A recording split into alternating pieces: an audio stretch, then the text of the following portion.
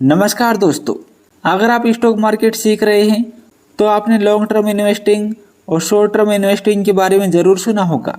लेकिन आखिर दोनों में अंतर क्या है, कौन सा तरीका बेहतर है और बिगिनर को किस पर ज़्यादा ध्यान देना चाहिए।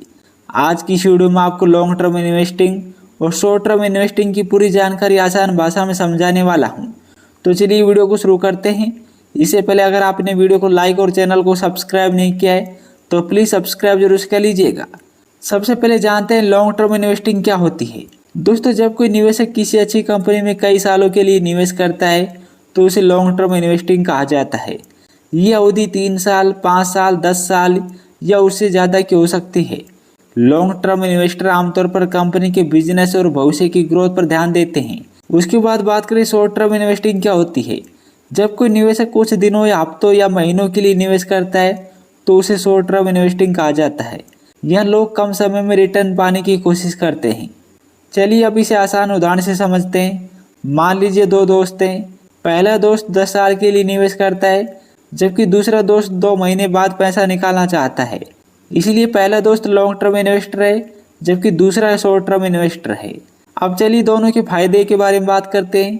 सबसे पहले लॉन्ग टर्म इन्वेस्टिंग के फायदे की बात करें तो यहाँ पर कंपाउंडिंग का फायदा मिलता है। इन्वेस्टर पर कम स्ट्रेस रहता है और बार बार ट्रेडिंग की ज़रूरत नहीं पड़ती। अच्छी कंपनियों की ग्रोथ का लाभ भी उनको मिलता है।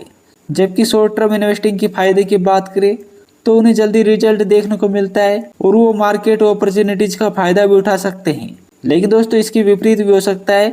शॉर्ट टर्म इन्वेस्टर को कम समय में भारी रिस्क भी उठाना पड़ सकता है।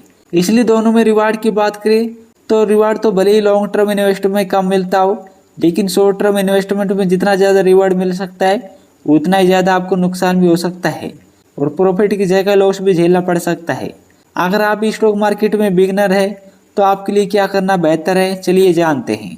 अगर आप स्टॉक मार्केट सीख रहे हैं तो पहले कॉन्सेप्ट सीखना और धैर्य रखना ज़्यादा ज़रूरी है।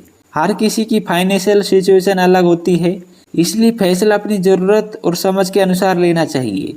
सबसे बड़ी गलती, बहुत से लोग लॉन्ग टर्म के नाम पर शेयर खरीद लेते हैं लेकिन मार्केट गिरते ही बेच देते हैं। लेकिन दोस्तों, ये लॉन्ग टर्म इन्वेस्टिंग नहीं है। लॉन्ग टर्म इन्वेस्टिंग में धैर्य और रिसर्च दोनों ज़रूरी है और कम से कम 5 साल तो इन्वेस्टिंग करके रखना ही चाहिए। अगर 5 साल से पहले अगर आप अपने शेयर को सेल कर देते हैं तो लॉन्ग टर्म इन्वेस्टिंग नहीं कहलाएगी।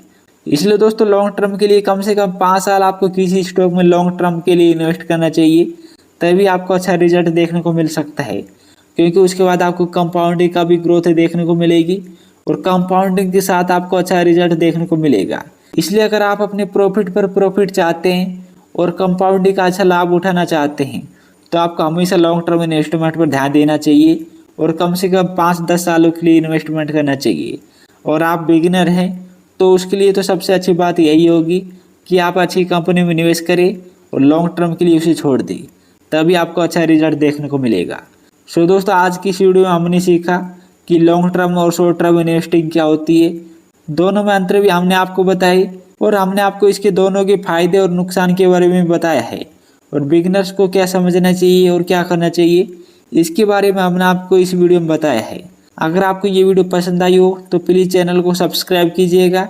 अगली वीडियो में हम आपको कंपाउंडिंग के बारे में डिटेल में बताने वाले हैं कि कंपाउंडिंग क्या होती है और कैसे आप छोटे से पैसे को भी बड़ा बना सकते हैं और कैसे आप पर मंथ सिर्फ 500 इन्वेस्टमेंट करने के बाद भी अच्छा रिटर्न हासिल कर सकते हैं।